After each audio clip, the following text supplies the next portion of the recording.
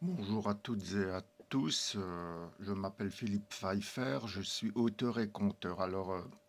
Dans la vidéo précédente, j'avais oublié de mentionner une chose très importante, parce que, paraît-il, euh, Macron envoie l'armée et les chars contre nos paysans. Alors, euh, il avait déjà envoyé les CRS contre les Gilets jaunes, il avait imposé la vaccination obligatoire pour les soignants, et puis cette vaccination obligatoire pour les soignants refait surface. Donc, à un moment donné, je pense que le peuple français, comme je parlais de taureau dans la vidéo précédente, devrait prendre le taureau par les cornes et le secouer vraiment et le jeter par-dessus bord. Hein. Le Titanic, France, du bateau France qui est comme le Titanic, voilà, qui est en train de couler. À un moment donné, mais non, le peuple de France il préfère faire la queue pour se faire dédicacer un livre écrit par un assassin, n'est-ce pas Pardon. En l'occurrence, ça y est, je commence même à m'étouffer quand je parle de Sarkozy. Je ferais mieux d'éviter de parler de Sarkozy parce que j'étouffe, et de Macron aussi. Donc, je disais que le peuple de France préfère faire la queue. Alors c'est pas 30 centimètres, non, c'est des mètres et des mètres de queue, voilà, pour se faire dédicacer le livre écrit en 20 jours, voilà, par quelqu'un, enfin, à mon avis, c'est pas lui qui l'a écrit, c'est quelqu'un d'autre. On n'a plus le droit de dire ce mot, quoi.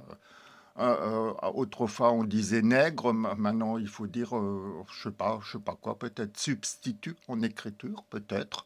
Voilà, donc Sarkozy s'est substitué, enfin, c'est plutôt son aide qui s'est substitué à Sarkozy pour écrire un livre en 20 jours et relater, oh là là, sa peine en prison.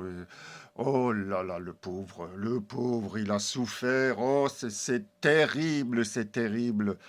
Mais enfin, vous pensez à quoi les Français, là, ceux qui se précipitent pour se faire dédicacer ce livre, euh, ce torchon, puis c'est quand même Sarkozy, c'est quand même l'assassin du colonel Kadhafi. On est bien d'accord, hein, voilà. Donc, deux choses. Le taureau de l'Élysée qui envoie l'armée, bon, on sait depuis longtemps que ce taureau-là n'a pas de couilles, excusez-moi de cette dénomination, mais bon, pour, peut-être on a d'autres plus élégantes, les gonades du taureau. Non, il n'en a pas, il préfère déléguer le sale travail. Il préfère faire tirer, faire dégager les paysans qui, par ailleurs, sont obligés de supporter les lois d'une autre démente à perruque blonde, la von der Leyen, voilà. Et Macron, comme d'habitude, qui n'a pas de gonade, avait d'abord dit non, non, pas de Mercosur, non, non, on va s'y opposer. Ben, le Mercosur a quand même été signé, et comme d'habitude, le taureau de l'Élysée se couche. Il se couche, oui, il n'a aucun honneur, il n'a rien. Euh, c'est c'est un taureau pourri.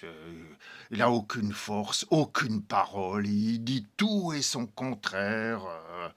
Et voilà, au détriment du peuple français. Quand est-ce que ça va s'arrêter?